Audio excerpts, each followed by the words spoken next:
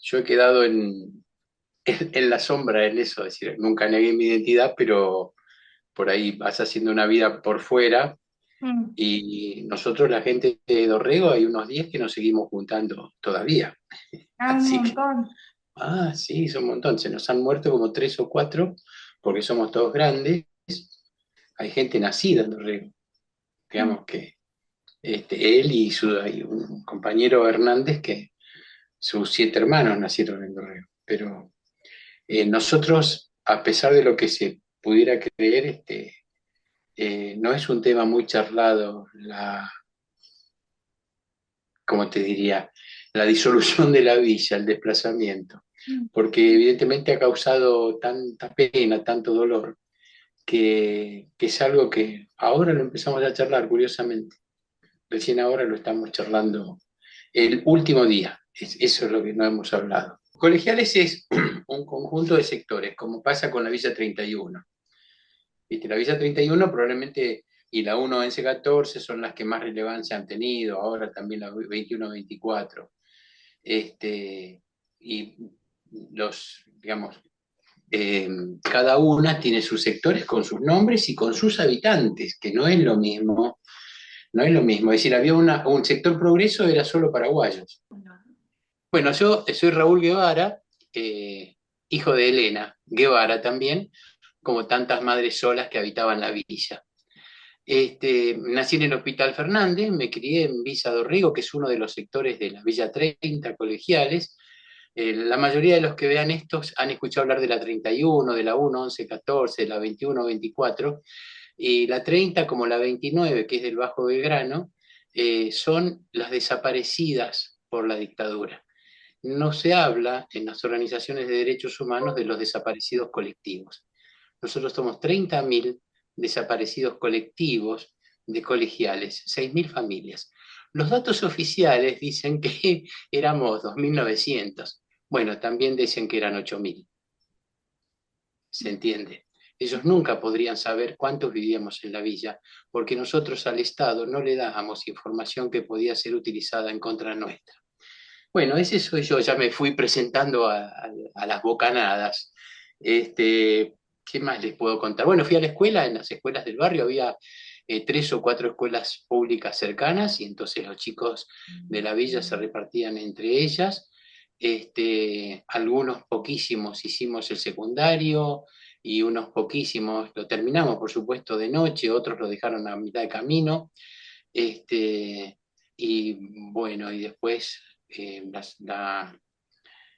mi disposición me hizo seguir estudiando y alguna encuentro fortuito, digamos. Sí. Bueno, la vida cotidiana, en ese caso no existe el presente, ¿no? Es decir, es antes y durante el golpe no cambia demasiado.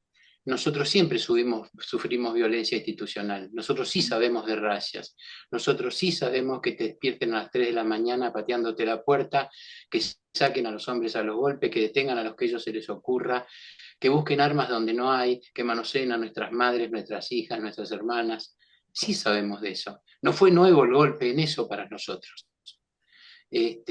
No, nosotros no tenemos ni una madre de Plaza de Mayo, no tenemos ni una abuela de Plaza de Mayo. ¿Quién va a querer un negrito? ¿Sí? Entonces, ¿y por qué? Porque nuestras madres no iban a denunciar. Nosotros desaparecimos antes, durante y siguen desapareciendo villeros. Las madres no denuncian eso porque tienen miedo que vengan por sus otros hijos. Entonces, nosotros, aunque acompañamos todas las luchas por los derechos humanos, son nuestros compañeros, esto como militante, no sufríamos esa violencia institucional antes, en democracias y en dictaduras que tuvimos muchas antes de la última. Así que la vida cotidiana era una vida de trabajo. Éramos trabajadores que teníamos en colegiales cerca 3 grandes fuentes de trabajo, grandes, ¿eh? Una de 2.000 obreros, que era la manufactura algodonera argentina, que hoy se fundió hace muchísimos años y hoy es un edificio que queda en Córdoba, es una manzana que queda en Córdoba, Santos Dumont, Álvarez Thomas y Concepción Arenal. También estaba el mercado de concentración de frutas y verduras de Dorrego, que es al lado, donde todos los pibes trabajamos ahí en algún momento haciendo algo, desde descargando cajones, que era lo que menos se pagaba desde arriba cuando no nos daban las fuerzas para más, hasta que los hombros nos empezaron a aguantar para poder cargar cajones de frutas y verduras de hasta 30 kilos, unas bolsas de papa de 50. Y también otra fuente de trabajo era el Molino Minetti, que estaba sobre la calle Dorrego y te tendría que decir Isapiola probablemente. El mercado Dorrego está sobre Dorrego y Álvarez Thomas. Ahora es un mercado de pulgas. Y los molinos de Minetti también son unos edificios de departamentos, están construidos ahí. Bueno, había eso, había muchísimas pymes alrededor, pequeñas empresas de 4 o 5 trabajadores en las que muchos de nosotros trabajamos. Había los comercios, se usaba, no existían los grandes mercados, no existían los delivery, entonces te contrataban por muy poca plata a los chiquitos de 9 10 11 12 años para cadetes, para llevar los pedidos, para llevar una bolsa de pedidos a la doña que no podía, que te daba una moneda, es decir, eso por supuesto sin sueldo, ¿no? Ni siquiera un trabajo en negro. Así que en las farmacias, almacenes, verdulerías de la zona, también nos daban esos empleos. Por supuesto, limpieza de casas, es decir, nosotros somos mano de obra no calificada, entonces trabajo mal pago, precarizado, por supuesto, y también la construcción. Todos los oficios de la construcción, los varones de mi edad, los hemos experimentado. Desde albañilería, por supuesto, siempre el peor trabajo, los más jóvenes, ¿no? Es decir, peón, el de pintor era rasquetear los techos que decían en los ojos, no había las máscaras que hay ahora, los anteojos, las antiparras, los bozales, no sé cómo se llaman, eso que se usó tanto en la pandemia, bueno, barbijos, no existía, era a cara lavada. Y de plomería, de gasista, siempre el peor trabajo, es decir, picar la pared, que era el que, o cargar los baldes de cemento y eso. Así que eso era una vida de trabajadores que el sábado al mediodía la villa se llenaba de música. Es decir, esto estamos hablando de la década de los 60, en que los americanos nos llenaron de productos que podíamos comprar en 24 cuotas, un país estable, y entonces comprábamos, la decisión era el televisor o la heladera. Y entonces después la doña decía, viste, aquella no tiene televisor y se compra una heladera, o viceversa, así que aquella tiene una heladera que no tiene nada para ponerle adentro y no tiene el televisor. Y después, por supuesto, el combinado, que era un tocadiscos con radio, muy aparatoso. Ahora con los años uno se da cuenta que creía que tenía un aparato de gran potencia y era muy gracioso. Lo que era grande era el aparato del combinado. Eh, la gente del litoral es muy hacia afuera, muy de exteriorizar. Nosotros teníamos muchos correntinos, chaqueños, formoseños, misioneros, santas vecinos, paraguayos. Entonces cada uno sacaba su equipo a la puerta de su casa, de su rancho, y compartía al que le guste y al que no le guste su música. Este, a veces uno tiene la idea de que la música del litoral es una música alegre, festiva, sin embargo, las invito a escuchar las letras y van a ver cuánto eh, de nostalgia. Lo mismo pasaba con la chacarera, las zambas, que es lo que se escuchaba. Cumbias, por supuesto. Tangos no, porque prácticamente no había porteños ahí. El tango era ajeno a la villa, se entraba por el costado. ¿Sí? Ah, y rock and roll, que también era ajeno, pero hacia la final de la década de los 60 aparecieron los Rolling, Creedence, Beatles. Hay que pensar que un punto de ebullición son los 70. Antes de eso había unas comisiones de representantes que hacían a veces de punteros, que siguieron en algunos casos hasta el final, por sector. Por eso les mandaba a los sectores. No es lo mismo la dirigencia en cada sector. Algunos con formación política seria desde la izquierda, desde el PC, y otros con formación política seria desde el peronismo y otros con formación política en ser punteros, saber cómo se podría aventajar, sacar ventajas de la... Es decir, no ha cambiado demasiada la estructura. En el caso de Dorrego, que es donde yo vivía, la organización era una comisión vecinal, como en todos lados, que nos definíamos peronistas.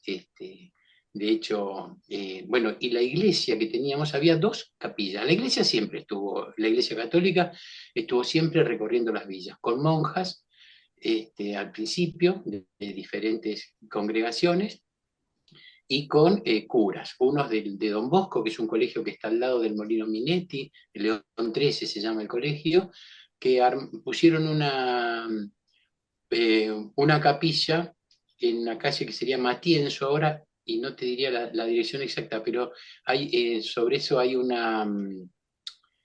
hicieron una especie de mausoleo chiquito con una Virgen de Luján enfrente de una usina que hay ahí, y la otra, la capilla Jesús Liberador. Ambas desaparecieron. Nosotros especulábamos con que eso podía quedar como testimonio porque fue lo último que retiraron. En los dos casos, lo último que le pasaron a topadoras fue a esa. Nuestra militancia estaba organizada entonces en tres ámbitos. En el ámbito religioso, los que estábamos trabajando, fíjate que la capilla de Villa Dorrego se llamaba Jesús Liberador. Estaba dirigida, te diría, no es la palabra, yo sé que no es la palabra, por el padre Jorge Goñi, que ya desde seminarista en los años 60, en el año 68, ya venía a la villa. Cuando se ordena sacerdote, se viene a vivir a la villa. ¿Sí? ¿Qué es la diferencia con algún otro cura que se dice villero? Me causa mucha gracia cuando dicen el día de la identidad villera, el día en que murió Mujica. Si hay alguien que no tiene identidad villera, es Mujica. Por eso es muy gracioso, es una ley además, es una ley muy gracioso, porque si él define nuestra identidad, me voy a vivir a Recoleta. Y nada que ver con él, nada en contra del padre, porque la verdad que Carlos, como nosotros lo llamamos, se moriría de risa y rechazaría esa ley él. Nosotros lo conocemos de estar tomando mate a todos los curas, a Jorge Goñi, al padre Richardelli, que es como se llama ahora la Villa 1114, al padre Daniel de la Sierra. Se los nombro, se los podría nombrar por el nombre de pila, pero van a creer que uno se está agrandando. Con ellos nos juntábamos, con ellos tomábamos mate, con ellos aprendíamos que, a diferencia de esa predicación que ya empezaba cuando los yanquis nos empezaron a mandar pastores y dólares en la década del 60, esos pastores ya nos decían que teníamos que soportar nuestro destino, que nuestro destino era sufrir en esta tierra porque el paraíso venía después. Y estos curas tenían una teología de la liberación que era absolutamente diferente. Una teología donde decía, no, el paraíso es acá, el paraíso es hoy y tenemos que luchar para que nadie nos arrebate el paraíso. Entonces es una concepción diferente. El paraíso no viene después, sino que el paraíso está acá. Esta idea del destino que no aparece en la teología de la liberación, sino siempre tenemos alguna discusión, pero eso ya es un problema mío. Yo entiendo que la idea del destino, o en todo caso de la esperanza, es un placebo que nos dan los poderosos para que nos quedemos esperando. Yo te estoy poniendo a ustedes algunas reflexiones que me han surgido a partir de lo que hemos deglutido en ese tiempo. Entonces, una era la militancia religiosa, desde el lado de los curas que tenían la opción por los pobres, del movimiento de sacerdotes para el tercer mundo, que era muy potente en ese momento, hasta tenían unos textos muy interesantes, un desarrollo teórico sobre, por ejemplo, me estoy acordando del pueblo donde está, que a mí me ha servido para guiarme todo el tiempo. Nosotros usábamos la Biblia latinoamericana, que era un compañero, Oscar Saavedra, fue apaleado por la policía por portar la Biblia latinoamericana en el 75, pregolpe, porque a veces uno piensa que el golpe empezó en el 76, en el 75.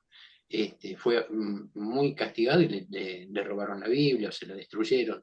Ese era nuestro enfoque. Una mirada política, nosotros nos formamos como peronistas, pero eso vino después. Nosotros sentíamos el peronismo. Es decir, somos hijos de trabajadores que supieron de sus derechos. Mi madre era obrera, fue de la primera camada de mujeres que votó. si su documento, su libreta cívica era 0073704. 73.704, me lo acuerdo porque lo tengo que llenar tantas veces. Mi mamá era obrera en la algodonera que termino de mencionar, Ah, tenía ujú. 8 horas. La algodonera tenía algunas cosas muy interesantes que se instalaron durante el peronismo y que después no las sacaron.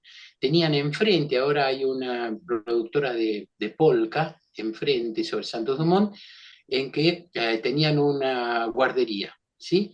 Entonces, desde los 45 días, las obreras llevaban sus nenes ahí. Yo tuve el privilegio de estar ahí con personal que sospecho que no eran maestras, pero eso lo sospeché después, muy amorosas.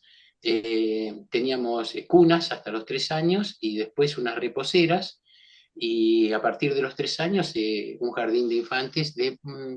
Yo que he mirado bastante el sistema educativo, entiendo que fue de muy alta calidad. Y también tenían ahí consultorios externos no consultorios internos para sus trabajadores. Es decir, uno tenía derechos laborales de enfermarse, pero el médico iba a tu casa. Lo digo porque he trabajado en el Estado muchos años y sé que eso, si ocurriera eso, se terminarían muchos abusos. Pero bueno, ahí trabajaba mi madre como otros 2.000 trabajadores, ahí aprendí la lucha, ahí aprendí que, por ejemplo, la militancia del 72. El 17 de noviembre vino Perón de vuelta. Mi madre vino a la noche empapada, con un vestidito, no usaban pantalones las mujeres en esa época. Mi madre en el 72 nació en el 27, hagan ustedes las cuentas, era una mujer joven. Vino empapada y que le faltaba una chatita, era un calzado como un mocasín bajito que se usaba en esa época, no sé si se usan todavía. Y le digo, ¿qué te pasó? Uy, dice, perdí el zapato en el río Matanza. Ella se había ido a esperar a Perón. Y le digo, ¿por qué no me llevaste? Yo tenía ya 17 años largos y me dice, para protegerte, ¿cómo te voy a llevar? Mi madre era una delegada de sección en su fábrica. Digamos que tenía se fue con su sindicato, salió de trabajar y se subieron a un camión y se fueron. Ese tipo de militancia, la mayoría no la mayoría, los que militaban fuera de la villa lo hacían a veces en sus sindicatos. ¿Sí? Entonces, creo que tenemos un solo desaparecido, pero a raíz de su militancia en los sindicatos. No formaba parte de la organización, nos acompañaba, y sí, las reuniones del movimiento villero se hacían solamente con delegados villeros. Si nosotros teníamos mucha militancia externa, mucha en todas las villas, sin embargo no formaban parte de la asamblea, no discutían políticas, no discutían propuestas. Esto es interesante porque el movimiento villero peronista duró hasta el 27 de abril del 74. No les estoy diciendo fechas al azar. 4 días antes del 1 de mayo del 74, hicimos una asamblea en la que teníamos que decidir Perón o Firmenich. Y los villeros no tuvimos ninguna duda. Entonces creamos el movimiento villero peronista leales a Perón. Y se quedó vacío, lo otro quedó como sello, porque nos fuimos todas las organizaciones. Al menos la mirada que tengo yo en este momento. El 1 de mayo nosotros nos quedamos en la plaza, ¿sí? Discutiendo a los funcionarios que tenía Perón, discutiéndolos, etcétera, pero pensábamos que se hacía desde adentro, ¿sí? Si el movimiento villero peronista jamás pasó a la clandestinidad, ¿sí? Hay algunas catequistas desaparecidas en el Bajo Flores, en la 1-11-14, pero ya les digo, no formaban parte del movimiento villero peronista.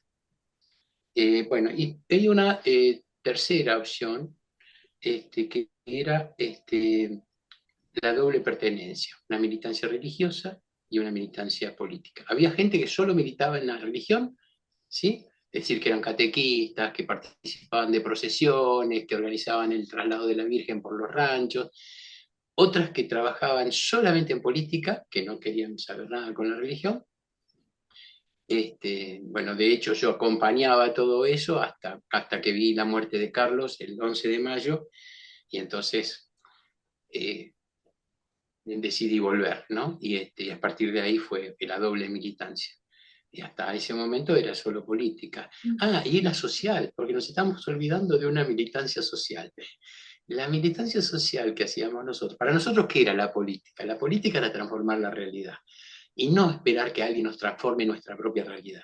Entonces, nuestra acción era, cuando empezamos la organización, fue en el año 72, decidimos que no podíamos vivir pisando barro.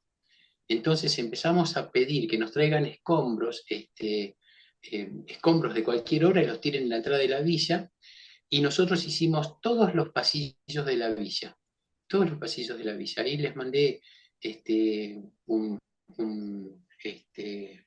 PowerPoint para que vean, hay una foto de nosotros construyendo pasillos. Es decir, llenamos de pasillos la villa, ningún vecino volvió a pisar, y esa era una militancia, no, ningún vecino volvió a pisar barro, una militancia de los sábados,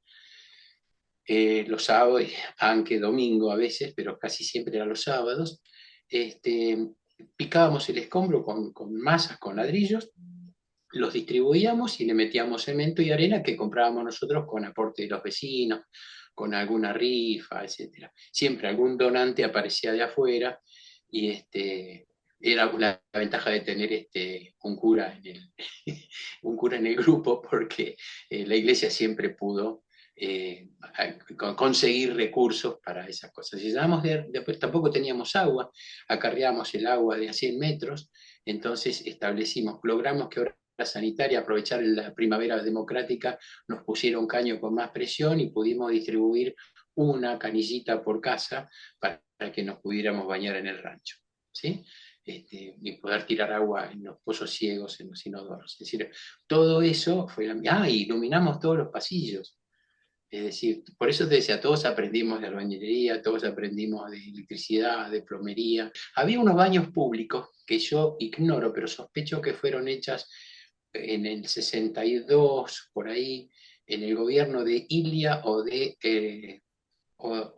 sí, sospecho que fue en el gobierno de Ilia, que hubo unos baños públicos que nosotros tuvimos que excavar 2 metros para hacer las cloacas y conectarlas. Eran 100 metros a pico y pala, para reconectar las cloacas, porque ya habían tapado las cloacas, o creo que ni siquiera tenían cloacas, tenían pozos ciegos, y nosotros directamente conectamos las cloacas. Los trabajos esos se habían hecho antes. Ya nos quedaba hacia el final ya una militancia más política, de movilización en las calles y otras cosas, digamos. Bueno, la reeducación siempre fue una idea que estuvo, creo que desde el origen. Pensá que estos son terrenos fiscales, son terrenos que pertenecían al ferrocarril ¿no? Te estoy hablando de la Villa 30, al ferrocarril General Mitre, por eso una se llama Mitre, que es el sector más grande, pegado a las vías del ferrocarril Mitre. Y que arrancó de dos puntas, arrancó desde Mitre, que no sé si es la calle Conesa, no estoy muy seguro, o Kramer, bueno, la última calle que está contra la vía. Por un lado empezó de ahí, y del otro lado había un alambrado sobre Álvarez Thomas que se había abierto, y vinieron unas primeras familias de gitanos, y después fueron sumando trabajadores, y fue creciendo largamente. Siempre fue la idea, pero el problema es que eran terrenos fiscales, así que el que tenía que tomar la decisión era el Estado. No estábamos perjudicando a ningún particular. Entonces, siempre el Estado tenía otras cosas más importantes o más prioritarias que ocuparse de los villeros, hasta que vino el Mundial. Nosotros éramos una mala imagen. La Villa del Bajo Belgrano está casi pegada a la cancha de River, que era la sede. La Villa 30, esa es la 29. La Villa 30 está al final de la Avenida Córdoba. Al final de la Avenida Córdoba, qué vergüenza. Es decir, Córdoba es mano saliendo del centro, y la que vuelve es Álvarez Thomas. Ahí estaba, estábamos, digo yo, en el ombligo de la capital, pero éramos la pelusa en el ombligo. La pelusa en el ombligo es algo indeseable, algo que hay que sacar, algo que no se debe ver, algo que hay que esconder, algo que produce rechazo. Éramos eso, y bueno, vinieron por la pelusa. Creo que esa inspiración en la definición fue Pelusa Maradona, pensarlo, y asumirse. Así que bueno, también nosotros tenemos todo un bombardeo que, para conseguir trabajo, para estar en la escuela, negábamos nuestro origen, de dónde veníamos, nuestra identidad. Creo que había una escuela en Arévaro donde se escondía menos, eso, había comedor, pero yo que fui a escuela sin comedor, cuando vino Copa de Leche vino para todos, no vino por mí o por los villeros, ¿no? Y en los trabajos lo mismo. Y para las chicas peor, porque ser villera era al paso de la prostitución. ¿Por qué me vas a negar sexo si sos villera? Sí, lo digo porque tengo hermana, porque tengo amigas, porque tengo mi vieja. ¿Y Eh, sufrieron situaciones de abuso? el abuso siempre, ¿no? Siempre. Ya el ser mujer es una limitación en una sociedad patriarcal, pero además sos mujer pobre, es un condimento. Y si además portás rasgos como los nuestros, que eran del norte, yo les decía que escuchamos la música que escuchamos porque nuestra gente era del litoral o del noroeste. Entonces, a veces la aportación de cara es un elemento extra, incluso para entrar a un boliche. Ustedes me preguntaban, bueno, cómo era la vida cotidiana, y la vida cotidiana era celebración, ir a bailar. Teníamos un baile al lado de la iglesia esa de Luján que se llamaba La Tierrita. No quiero que se imaginen cómo era la pista. Había dos clubes, el Club Fénix, que sigue en la primera D, creo que estaba en la primera C en ese momento, que ellos nunca pensaron que lo iban a arrasar, también se lo llevaron puesto. Y es Y donde había está el polideportivo, ¿no? ahí está la Universidad Católica, me parece ahora. Ajá. ¿Sí? Un poquito después está. El polideportivo está en lo que es ahora, lo que fue la Villa Mitre, a donde está Ajá. también. Y la Escuela 13 es donde estaba Matienzo, el sector Matienzo. Lo he recorrido. Y donde están las torres es donde la torre que está más cerca de la calle Martínez es la que estaría sobre lo que fue la Capilla Jesús Librador. También había toda una avanzada de las nuevas religiones creadas en los 60 desde Estados Unidos, y había una iglesia, voy a tratar de ser preciso, pero creo que es Sapiola y La Croce, que eran evangélicos y que se acercaban, y hace poco tuve contacto a partir de esa página que creamos de Villas y Villeros, que siempre está escuálida en Facebook. eh, y se acercó y se contactaron conmigo unos cuantos de los que estuvieron yendo a predicar y a llevar los chicos a su escuelita dominical. Y después, otras instituciones que hubo ahí, hubo una escuelita que hasta donde yo sé fue un jardín de infantes o guardería. Creo que está viva todavía Paula, eh, bueno, ya me voy a acordar el apellido, que era la maestra, que por supuesto tenía una mirada de la otra iglesia, ¿no? Es decir, estos pobres se merecen vivir como viven, no merecen tener vivienda porque todavía no están preparados para tener luz y agua corriente y agua caliente y calefacción. Digamos, esa mirada con lo que Rupérez, el apellido Paula Rupérez. Paula, si alguna vez nos ves, también nosotros pensábamos. Y, y ahí también funcionó un centro de adultos que, que manejaba, su maestro era, mira, sé el apellido, pero les puedo conseguir el nombre, Müller, un maestro muy dedicado y trabajaba con adultos adentro de la villa. Era un momento que nos generaba dificultad entrar a la villa. Nosotros, por supuesto que teníamos tres chorros que todos conocían y que todos protegeríamos, porque no robarían nunca una zapatilla ni una garrafa a sus vecinos. Conocíamos a sus familias, a sus hermanos, su trayectoria de vida, los pibes que entraban a los institutos correccionales que habían en ese momento venían muy endurecidos, muy golpeados, se juntaban entre ellos, pero eran también cuatro o cinco identificables, casi les podría decir el nombre, y hasta tengo dudas de que hayan sobrevivido. Y bueno, porque si no, y también había alguna chica que se prostituía por hambre, ¿no? Pero eran tres también que podría identificarlas. Así que, porque si no decimos, no, romantizamos, no había eso, sí, la mayoría éramos trabajadores, que éramos esclavizados, explotados a sabiendas, porque o era eso o nada. Y, y esto también a veces nos cuesta pensarnos, que una cosa interesante, no había droga, no existía la droga, no conocimos nosotros la droga. Entonces también era previsible que nadie te robe inducido por su propia necesidad. Este, y bueno, sí, el alcohol, como siempre, el alcohol ordinario, antes de que existieran las cajas de vino, existía la botella de 1 litro, como la de Gancia, para que tengan una idea, como la de Fernet, así se vendía el vino ordinario que nosotros consumíamos. Es decir, nunca el villero es individual. Ser villero, nadie es ex villero, ¿sí? Como nadie es ex tucumano o nadie es santiagueño. El villero es un gentilicio, nosotros lo llevamos de por vida, nos guste o no. Es decir, uno no elige dónde nacer.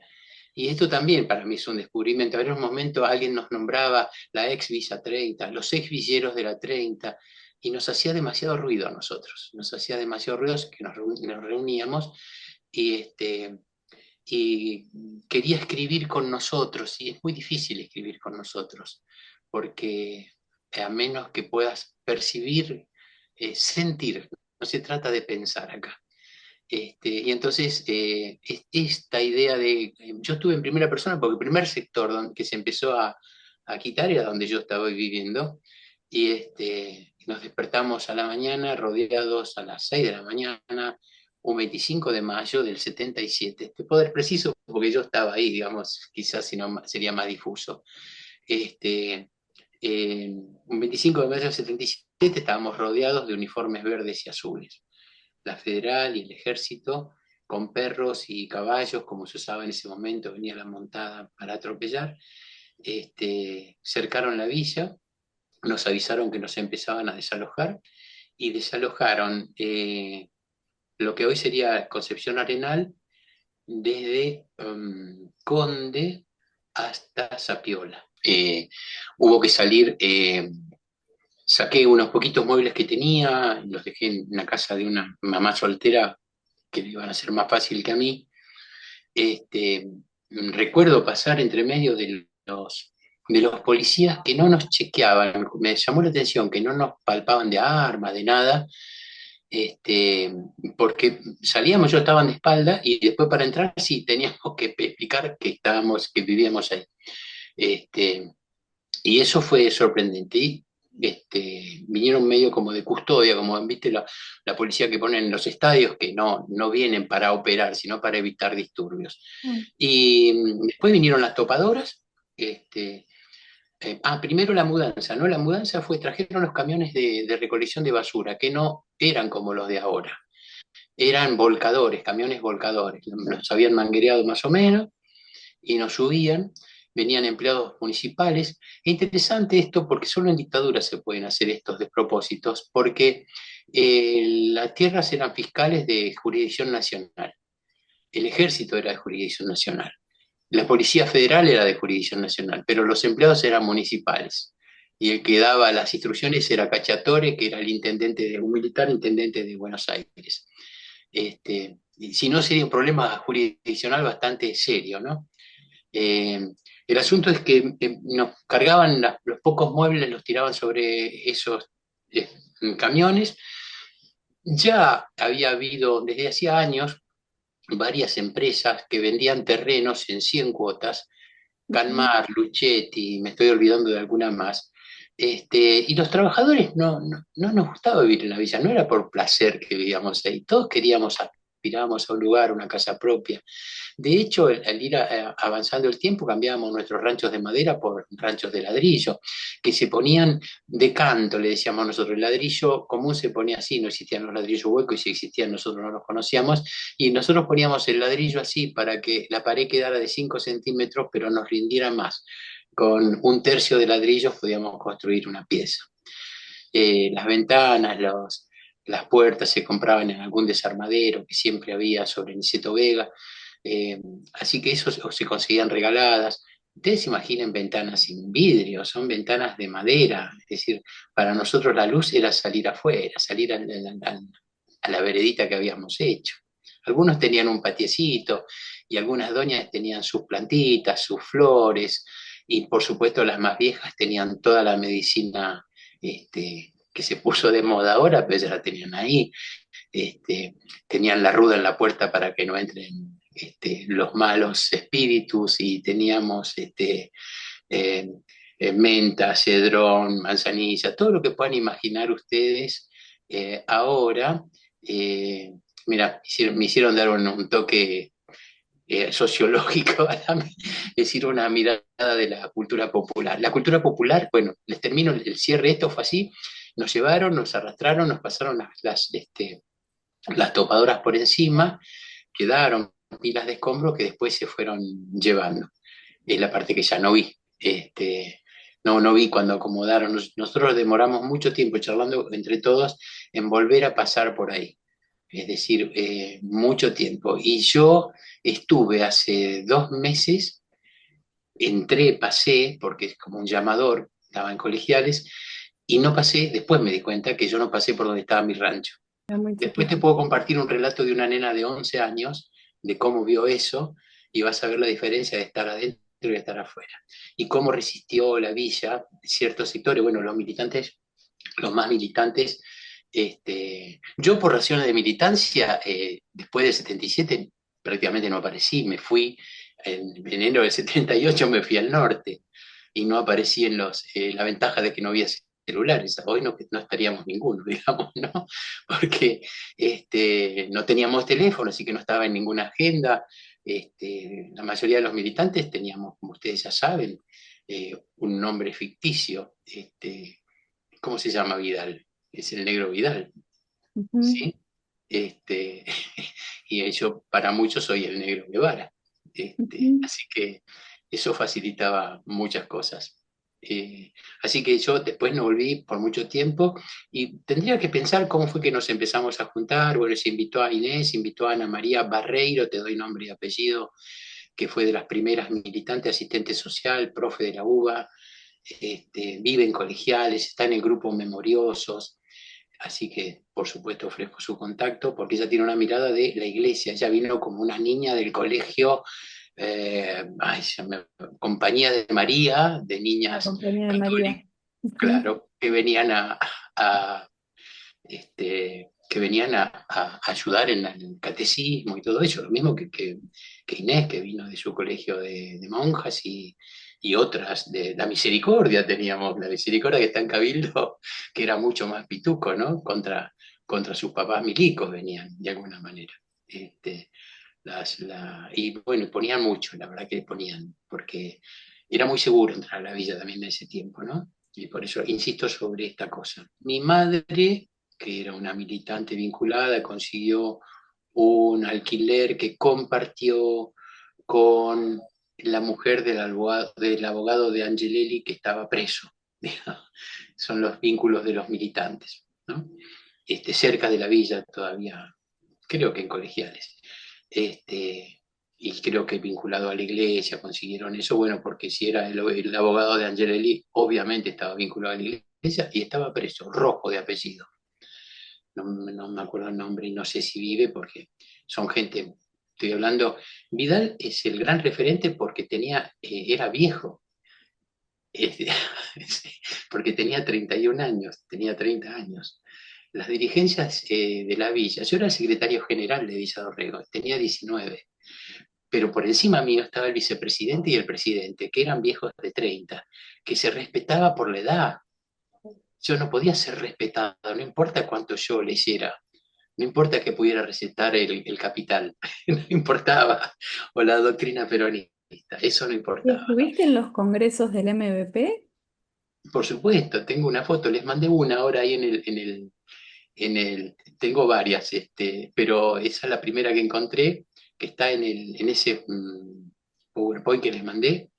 Ese es el primer congreso que se hizo en Rosario, en el 73. Ocupamos un tren, no me pregunten cómo se hizo eso, llenamos un tren en Retiro, nos subimos y nos bajamos en Rosario, que fue una celebración, fue una fiesta. Bueno, y ahí vinieron muchos militantes que no vivían en la villa, y muchísimos villeros que por primera vez viajaban. Bueno, entre la militancia social que teníamos nosotros, eso es importante también. Teníamos una mesa de documentación. una compañera, Irma Villalba, era la encargada de hacerle documentos a todos los indocumentados, bolivianos, paraguayos, chilenos, uruguayos, y también a los indocumentados locales, ¿no? Pero especialmente tramitaban eso. Eso fue la primavera del 73, te digo, la primavera democrática del 73, que se hicieron muchísimas de esas cosas, ¿no? Y hasta el 74, hasta la muerte de Perón seguro. Y, y después teníamos mucho contacto con la Comisión Municipal de la Vivienda y teníamos un proyecto de viviendas populares nosotros. La idea era hacer barrios populares, cooperativas autogestionadas, financiadas por el Estado, que queríamos pagar. Nosotros no queríamos que nos regalen nada, pero queríamos que nos den trabajo en la construcción de nuestras propias viviendas y que pudiéramos pagar con trabajo. Así que ese era un proyecto bastante, quedó ahí dando vueltas, ¿no? Entonces, eh, son estas cuestiones que por ahí no se ven. Nosotros no estábamos enganchados de la luz. La primavera democrática del 73 nos permitió que, no me acuerdo si era SECBA la empresa, trajera transformadores a las puertas de la villa y pudiéramos tener pilares donde se ponían después les voy a mostrar una foto que descubrí, entre la foto que les mostré de la entrada de Dorrego por Santo Dumont, están los pilares de la luz, donde cada vecino tenía su medidor. Si nosotros no queríamos, estábamos enganchados porque no teníamos más remedio. No es que era nuestra vocación robarle al Estado eso.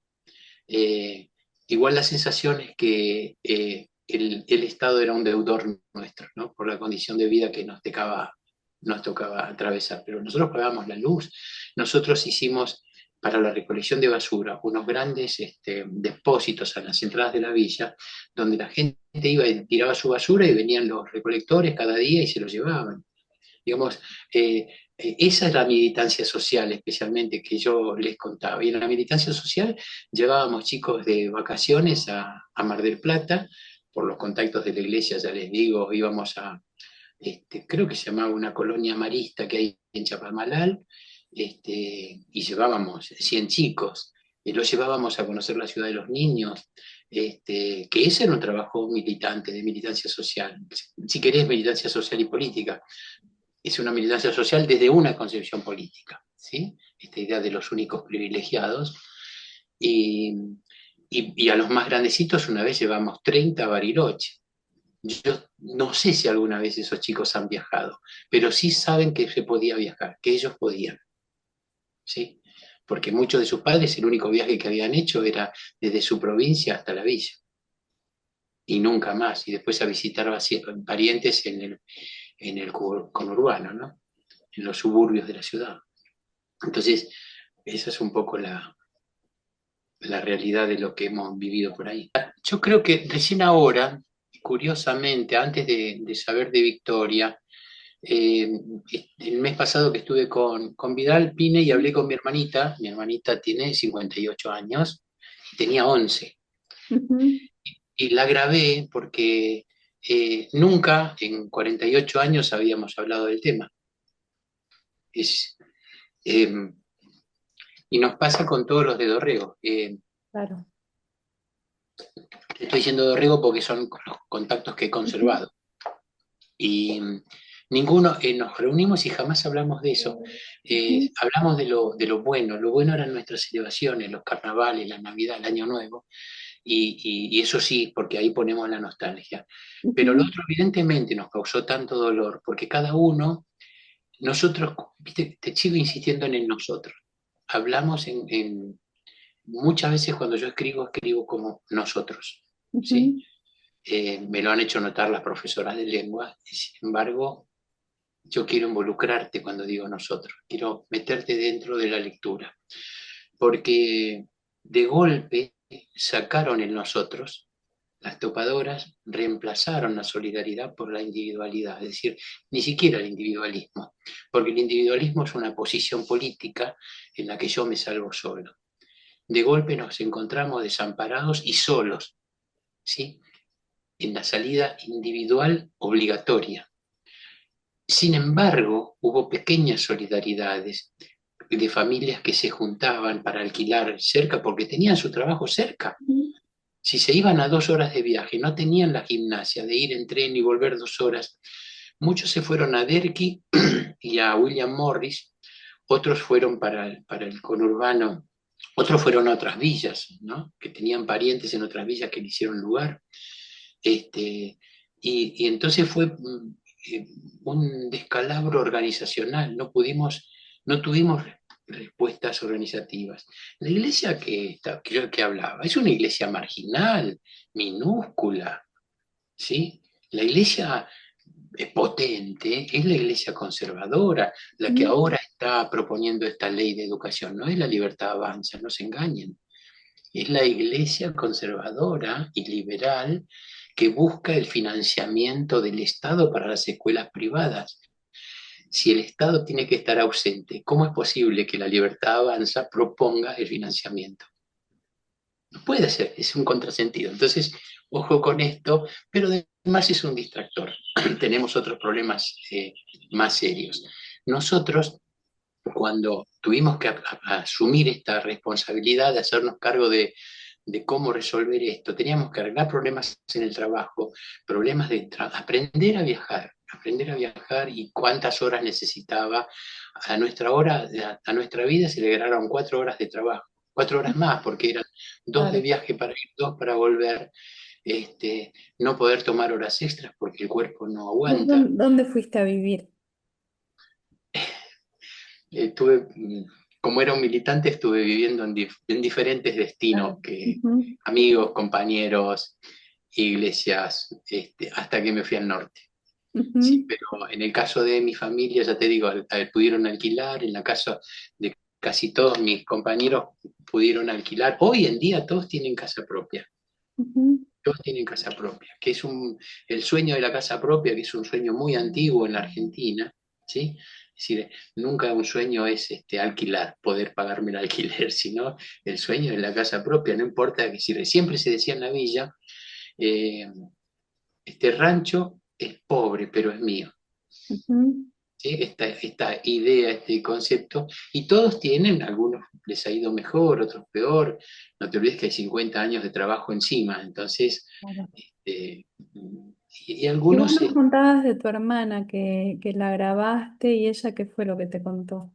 me contó que fue a donde había estado mi casa el día siguiente, Ujú. y solo se veía una pared pintada de verde, eh, y era todo lo que quedaba. Y se imaginaba cómo había sido. Y después me contó cuando fue a donde ella vivía con mi mamá, que encontró una pila de escombros con un perrito que tenían ellos y que estaba totalmente desolado el perrito y desorientado, parado sobre la pila de escombros y no las reconocía.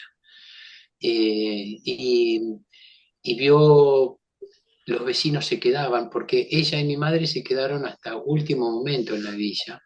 Ya habían conseguido alquiler, pero venían, en palabras de ellas, a seguir con la resistencia, con la Ujú. idea de que en algún momento eso podía parar, cosa que hicieron en Retiro y lograron Claro. esa comisión de vecinos, ¿no? Es decir, resistieron Sí, hasta que pudieron y nosotros no pudimos porque el Mundial se nos venía encima. Entonces, claro. ya para el Mundial no quedábamos nadie. Lo único que quedó hasta, hasta noviembre con certeza fue la capilla. Yo tuve una foto alguna vez, si la quisiera encontrar, he pasado por varias mudanzas de la capilla, que fue en noviembre del 78 se celebró el último matrimonio, ahí, con gente de la villa, por supuesto, que fue el mío. Así que lo sé también con fechas. Fue lo último que quedó, nosotros la construimos con nuestras manos. Primero el padre Jorge había comprado un ranchito de madera donde funcionó la capilla. Era muy interesante la capilla porque en la primera había un cuadro de Evita, de Santa Evita, al lado del sagrario, que es el ámbito donde se guarda el material sagrado de la misa, que es las hostias consagradas y eso.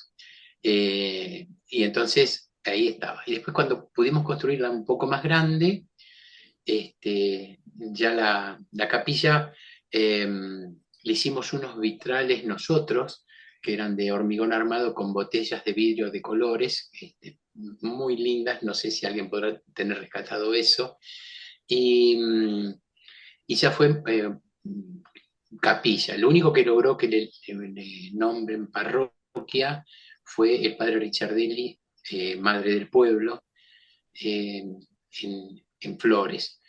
Este, porque Cristo Obrero era capilla, Cristo Obrero era la de Y Mujica. Cris- Pero hasta último momento pudieron resistir. Esto te digo, lo último que sacaron fue la capilla.